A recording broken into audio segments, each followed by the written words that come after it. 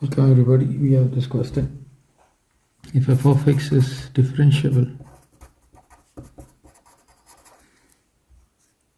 and integral 0 to t squared x f of x dx is equal to 2 over 5 t raised to the power of 5, we are asked to find f of 4 over 25. We have given the following choices. A is 2 over 5, B is negative 5 over 2, C is 5 over 2, D is 1.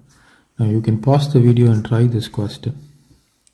Okay, when we come back we see how the working goes. Okay, I hope you all have got the correct choice. Now let me consider integral 0 to t squared x f of x times dx is equal to 2 over 5 t raised to the power of 5.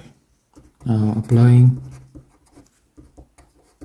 Newton-Leibniz formula, we get, so what do we get? This is going to be t squared of f of t squared times differentiation of t squared negative 0 times f of 0 times d over dt of differentiation of 0 is equal to differentiation of this 2 over 5 times 5 times t raised to the power of 4. 5 gets cancelled, you have 2 times t raised to the power of 4. This one vanishes. This is going to be t squared f of t squared times differentiation of t squared is 2 times t. So I push this t squared, I have f of t squared times 2 times t is 2t to the power of 4 divided by t squared.